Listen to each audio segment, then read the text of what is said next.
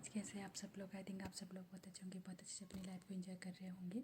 तो चलिए आज फिर से हम एक नए टॉपिक पे बात करते हैं। आज का जो हमारा टॉपिक रहेगा वो इस बात को लेकर रहेगा कि जो हमारे अपने होते हैं, हमारे जो प्रियजन होते हैं, जो इस दुनिया को छोड़कर चले जाते हैं, वो लोग कहाँ जाते हैं, क्या होता है उनके साथ, थोड़ी सी इस बारे में हम आज बातचीत करेंगे। ठीक है, तो चलिए आज की वीडियो को हम स्टार्ट करते हैं। जैसे कि आपको पता ही है कि जो इंसान इस दुनिया में आते हैं और इस दुनिया से एक ना एक दिन उसे जाना होता है, और वो जिस भगवान जी ने उसको जितनी उम्र के साथ भेजा होता है वो उस उतनी उम्र के साथ उसको पूरा करके फिर इस दुनिया से चले जाते हैं। कुछ लोग बहुत सारे कम टाइम के लिए आते हैं, कुछ लोग सेकंडों के लिए भी आते हैं, कुछ लोग मिनट्स में आते हैं, कुछ लोग घंटों के लिए आते हैं, और कुछ लोग दिनों के लिए आते हैं, कुछ लोग महीनों के लिए, सालों के लिए।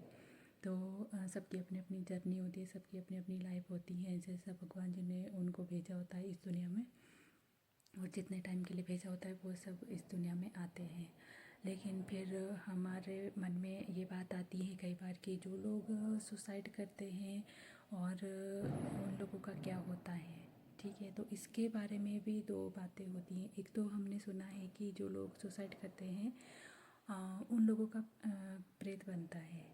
जहाँ तक मैंने सुना है, जहाँ तक मैंने देखा है, ऐसा सुना है कि उन लोगों का प्रेत बनता है। लेकिन कुछ लोग ये भी बताते हैं कि जैसे ही हमारी आत्मा मर जाती, जैसे ही हम इंसान की मृत्यु हो जाती है, उससे पहले ही उसके लिए कहीं और जो है शरीर तैयार होता है, मतलब गर्भ तैयार हो जाता है। और वो जैसे उसकी मृत्यु होती है तो आत्मा वो उसके जहाँ भी बच्चा 2 या 3 महीने का होने पेट में होता है, जिसके भी जिस भी माँ के, तो वो उस गर्भ में चला जाता है, और उससे फिर वहाँ से उसके फिर से नया जीवन स्टार्ट होता है, और अपने कर्मों के अनुसार वो अच्छे या बुरे घर में जाता है, अच्छी जगह में या बुरी जगह में जाता है। ठीक है, तो ऐसी ऐसी बातें होती है। लेकिन जहाँ तक हमने उसमें शास्त्रों में सुना है, तो मतलब जो जैसे रामायण हो गया, भगवत गीता होगी, उस समय ये बताया जाता है कि इंसान जो है वो जब इस दुनिया से छोड़कर जाता है तो फिर वो यमराज के पास जाता है। वहाँ पे उसके बारे में उसका लेखा जोखा देखा जाता है कि उसने कितना अच्छा कर्म किया है, कितना बुरा कर्म किया है। उस हिसाब से फिर उसको स्वर्ग या नर्क मिलता है। जितना उसने अच्छा कर्म किया होता है, फिर कुछ टाइम के लिए वो उस चीज़ को भोगता है, अच्छा या बुरा कर्म, फिर उसके बाद उसको नया जन्म मिलता है। ठीक है, तो मैं जहाँ तक मेरा मानना है, मैं तो उस पर ही भरोसा करती हूँ जो भी भगवत गीता में और रामायण श्री कृष्णा में जो हमने सुना है, पढ़ा है, कि ऐसा ही होता है कि जब हम हमारी मृत्यु होती है तब हम यहाँ से मृत्यु मतलब यमलोक जाते हैं। फिर वहाँ से हमारे कर्मों के अनुसार फैसला होता है कि हम स्वर्ग जाएंगे या नर्क जाएंगे। हमारा जितना कर्म होता है उतने टाइम के लिए, हमारा अच्छा कर्म होता है उतने टाइम के लिए हम स्वर्ग में जाते हैं, जो हमारा बुरा कर्म होता है वो उतने टाइम के लिए हम नरक में जाते हैं, और फिर उसके बाद हमारा नया जीवन स्टार्ट होता है। तो ये सारी बातें होती हैं। लेकिन कई बार ये होता है कि जब हमारे कोई प्रियजन होता है, जब वो इस दुनिया को छोड़कर चले जाते हैं, तब हम उनके लिए बहुत ज़्यादा रोते हैं। लेकिन हमें ऐसा बिल्कुल भी नहीं करना होता है। हम उनके जो इस बात को, अगर हम ना इस बात को समझ ले, अपने मन में बिठा ले, हम इस बात को जानते हैं, सबको पता है कि मृत्यु एक अटल सत्य है, इसको कोई टाल नहीं सकता है, और ये सबको आनी है एक ना एक दिन। फिर भी हम इस चीज़ से बहुत ज़्यादा डरते हैं, बहुत ज़्यादा इस चीज़ से भागते हैं। लेकिन हमें ऐसा नहीं करना होता है। अगर हम इस चीज़ को मान ले कि जो भी इस दुनिया से गया है, मतलब रोना तो आता ही है कुछ टाइम तक, तो हम बहुत ज़्यादा परेशान भी होते हैं, हम उनको याद भी करते हैं। लेकिन अगर हम जब भी हमें वो याद आते हैं, तो अगर हम उस टाइम उनको ऐसा सोचें कि अगर हम उनको याद कर रहे हैं, उनको कोई तकलीफ़ हो रही है हमारे याद करने से, तो हम उनको याद नहीं करेंगे, क्योंकि हम उनकी जो आगे की जर्नी है उसमें हम रुकावट पैदा करते हैं इस तरह से। मेरी एक फ्रेंड है, उनके बेचारे मतलब बहुत 18 साल का बेटा था, उसकी डेथ हो गई थी। तो वो बहुत ज़्यादा रोती है, बहुत ही ज़्यादा, बहुत ज़्यादा परेशान होते हैं। जब भी मैं उनसे मिलती हूँ तब वो बहुत ज़्यादा परेशान होते हैं, बहुत ज़्यादा बातें भी करते हैं उन्हें अपने बेटे के बारे में कि वो ऐसा ऐसा। तो मैं उनको बहुत समझाने की कोशिश करती हूँ कि आप इतनी टेंशन ना किया करो।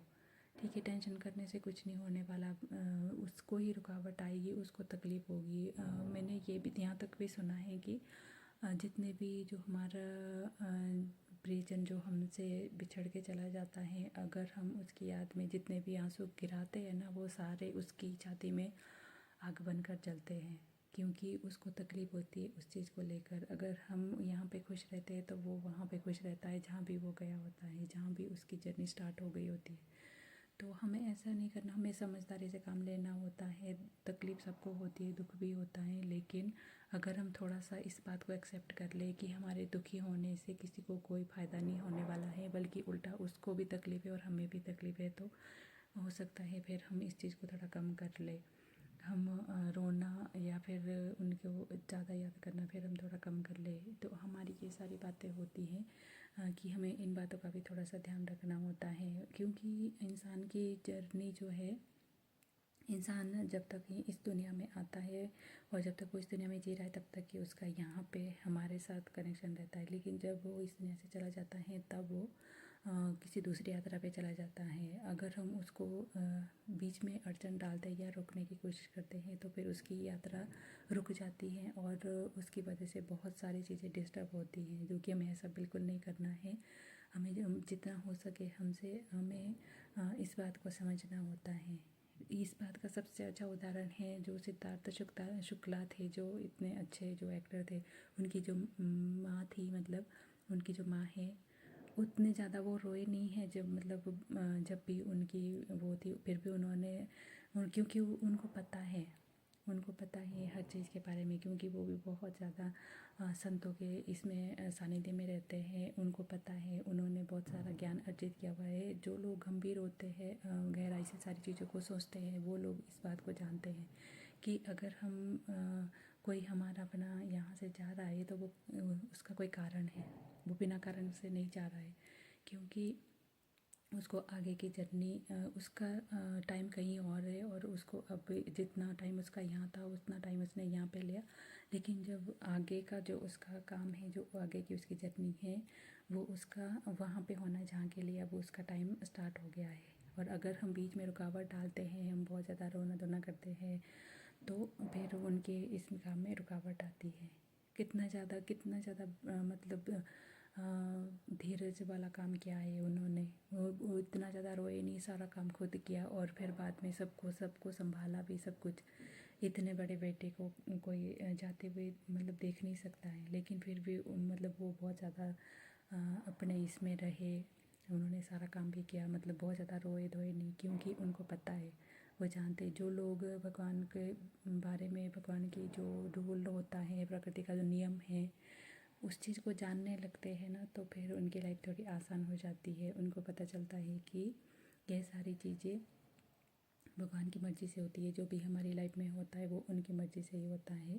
उनकी मर्ज़ी के बगैर तो एक पत्ता भी नहीं हिल सकता है। तो फिर हम कैसे बीच में अड़चन डाल सकते हैं, हम उनके काम में कैसे आ सकते हैं, मतलब उनके काम की जो भी उनका रूल है उसके बीच में हम कैसे आ सकते हैं। ये काम तो हम कभी कर ही नहीं सकते हैं, ठीक है। तो आपको भी ऐसे करना है, जितना भी आपसे हो सके इन सारी चीज़ों का ध्यान रखना है। और क्योंकि मृत्यु तो एक टल सकते हैं, इसको कोई टाल नहीं सकता है और ये सबको आनी है और सबको अपने टाइम से जाना है। कोई किसी और के टाइम पे नहीं जा सकता है और ना कोई किसी को रोक सकता है किसी के भी टाइम पे जाने से।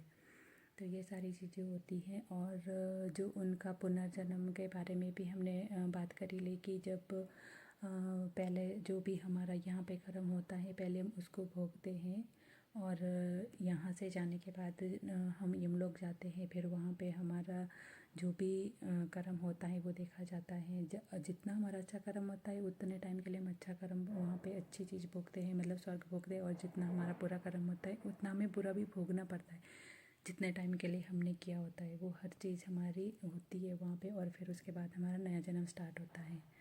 तो आई थिंक आपको समझ में आ गया होगा कि इस बारे में हमें क्या कैसे जानना है। और इसके लिए जो आप थोड़ा सा रामायण या श्री कृष्ण महाभारत ये सारी चीज़ें भी देख सकते हैं, भगवद गीता सुन सकते हैं। इन चीज़ों से आपको ज़्यादा ज्ञान मिलेगा। और बहुत सारे जो धार्मिक ग्रंथ होते हैं उनको भी सुन सकते हैं, पढ़ सकते हैं।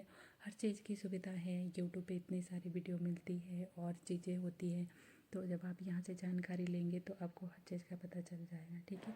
तो आज की वीडियो में मैं सिर्फ इतना ही कहूँगी, कल फिर से हम एक नए टॉपिक पे बात करेंगे। अगर आपको मेरी वीडियो थोड़ी भी अच्छी लगी तो प्लीज़ लाइक कर देना, शेयर कर देना और कमेंट भी कर देना, और मेरे चैनल को सब्सक्राइब भी कर देना। जिन्होंने मेरे चैनल को सब्सक्राइब किया हो उनको दिल से थैंक यू। आप हमेशा आगे बढ़ते रहिए, हैप्पी रहिए और अपनी लाइफ को एंजॉय करिए। Thank you so much.